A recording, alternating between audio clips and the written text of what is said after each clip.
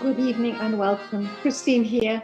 If you don't know me, I'm Christine Cam, founder of Simply French Online, and I created the Real French Method to help you learn to speak French more easily and with more confidence.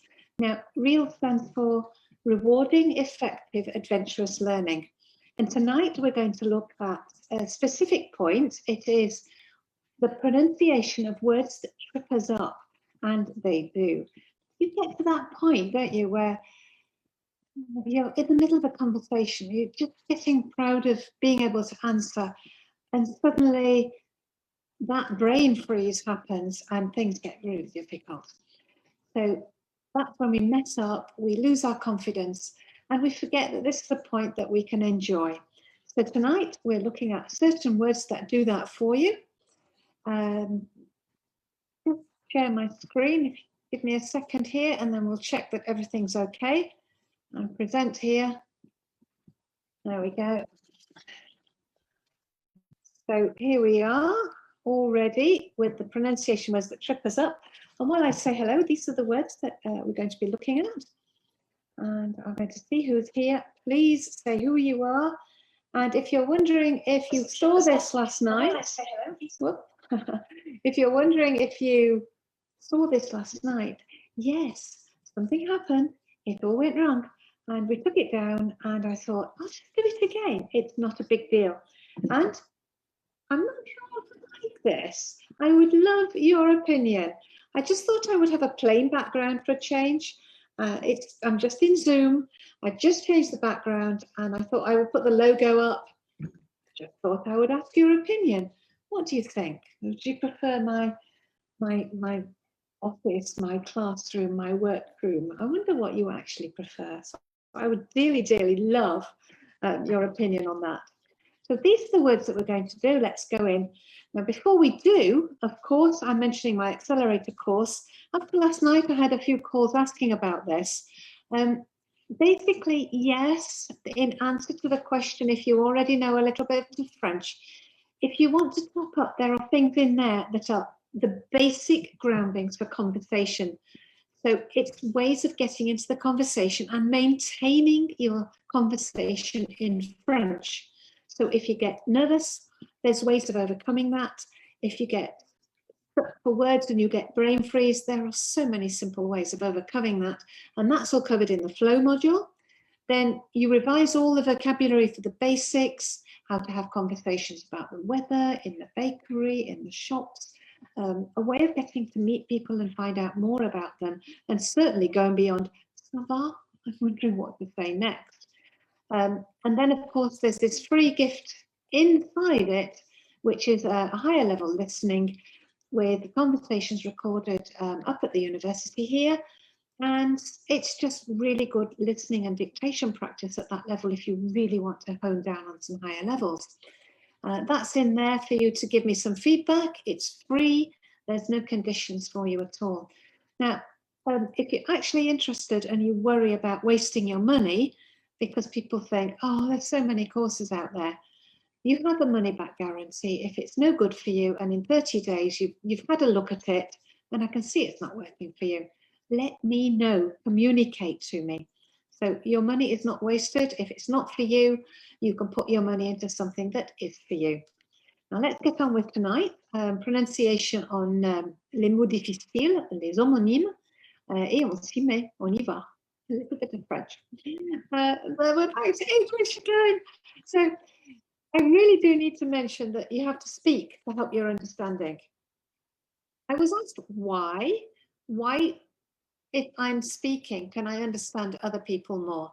Well, basically, it's brain gym, isn't it? It's like if you're using your speech part of your brain, it is different from your listening part, but you have a three-dimensional brain and everything is connected. And the more you send signals in different directions, the more you're going to reinforce what you're hearing, what you're saying, and what it sounds like. If you just learn French by reading alone, you will always read in your own English voice, and consequently, you will speak with your English voice and always have a very heavy English accent, which, if you're communicating, that is fine. Just get in there and do it, I say. However, we get to a point where we want to move on, and you need to start speaking French much more. So use as many parts of your brain to stimulate learning as possible. Consequently, when you practice saying it out loud, you're far more likely to understand what you hear because it's something you've said, not something you've just read. So here we go. Une pile and la pillule. So these two are often put together, and I have a little story. I was 20 years old. It was the first time I came down in this area, and I went to the main shop. It was just a local store, it was Monoprix, and I said, je voudrais la pile. So I've mixed them both up already. Je voudrais la pile. Well, it wasn't going to go down right. They weren't sure what I meant. And I said la pillule because I hesitated. I came out with something else. They sent me to the pharmacy. I get to the pharmacy. I said, okay, I think I'm getting it right now. Je voudrais la pillule, s'il vous plaît. Well, they send me to the doctor, and I'm thinking, no, I'm not going to the doctor for a battery. I went back to Monoprix and I said, ma radio, je voudrais la pillule. And they just looked at me and howled. And it's always been a learning point. And the point of this story is that, so what if you make a mistake? It's a learning point. And you're always going to provide happy stories and happy memories. So une pile is a battery, and it's j'ai besoin d'une pile, and I always remind myself it reminds me of men. And je prends la pilule le matin, okay, is something far more feminine, and that's how I remember that one now. Moving on to Unamond and Unamond. Both very similar homonyms, very similar in sound, and you've got an A for the almond and an E for a fine. So you can say, j'adore les amandes, mais pas les amandes. So I love almonds, but not fines. So whenever you find two words that confuse you in any way, put them together and make yourself a little story up. And then you've got a learning hook. And with a learning hook, you're always going to be able to recall on that. Aussitôt and aussitôt, people often get confused with. You're not sure what you're hearing, you're not sure what to say. So we put it into context straight away. So we have a messy bedroom, a tidy bedroom that's been messed up again. So range ta chambre, maybe your room. Help in a situation, you're going to learn it more. Range ta chambre aussitôt possible, as soon as possible, as in now. So now has 3 letters, aussitôt has 3 letters. Put them together and use it as a learning hook. Then move on and visualize something. In making this up, like if you're teaching somebody else, it sticks in your mind. Stop these confused. And when I sat down and did this, I know I'll never get them confused again. Aussitôt rangé, elle a tout dérangé. So she messed it all up again. Aussitôt rangé. So as soon as it was tidied, as soon as. So it's in context and it's putting it together in a situation that makes sense. You've got visuals, you've got the reading out loud, and a way of learning it to make it make sense in your life. So let's move on. We have an avocat and avocat, often messed up, okay, often mixed up with jobs. Basically, you can put it in context. And I came up with, mon ami m'a donné un bon avocat. Now, your friend didn't give you a good lawyer. The way we speak in English. He didn't give you a lawyer. Okay? He didn't give you a lawyer at all. But we do say, oh, he gave me a good lawyer. Go and see so-and-so. But actually, you can't give anybody a good lawyer in French. You recommend a good lawyer. So it would be il m'a recommandé in French. And over here, il est bon avocat. Notice that the article un is missing. So that's a good way to remember that jobs don't have the article. So I would say that you have but you could say, je suis professeur.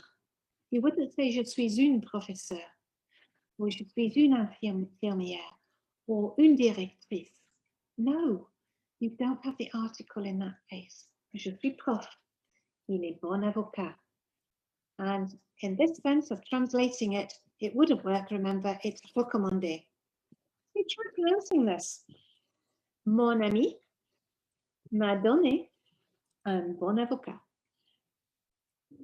Il est bon avocat. Okay, so we move on. And on number 5, 4 words that look like, oh my gosh, pronunciation nightmare. What are we going to do with all these? But actually, they're all together. They're all together, and it's really easier than you think because they're homonyms. So they all sound the same. And even if you can't make sense of them and make exactly that tiny subtle difference in the pronunciation, nobody cares. In fact, Macron declared that this law that's going to be passed is going to stop people discriminating against anybody with an accent. So just fit it out, I'd say. So here's a way of practicing this. Je me sens, and feel it as you're saying it. Learn it, feel it, say it together. Don't just flatline it. Je me sens. When I'm feeling good, je me sens bien. So feel it when you're saying it to learn it. Je me sens bien. I feel good. And then if you're without something, you need sans. Sans sucre in your coffee. Sans sucre in your tea. Here I'm feeling good without these 100 centiliters of blood for some reason, because it's the only thing I came up with for this. So it just made me laugh. Make your own up, that's my point. Je me sens bien sans, c'est 100 centilitres de sang. So close in sounding.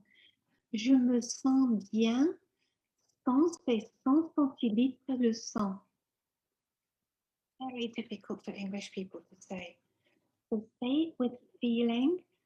Okay, je me sens bien sans, c'est 100, visualize the 100, c'est 100 centilitres de sang.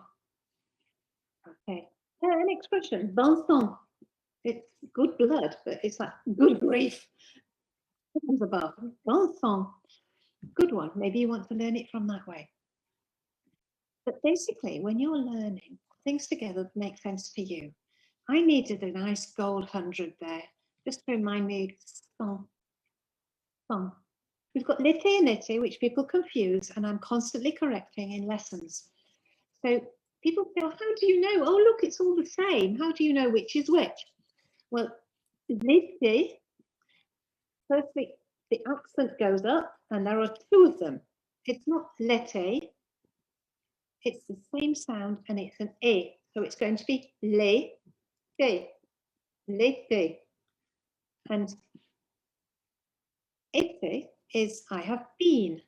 So here we are.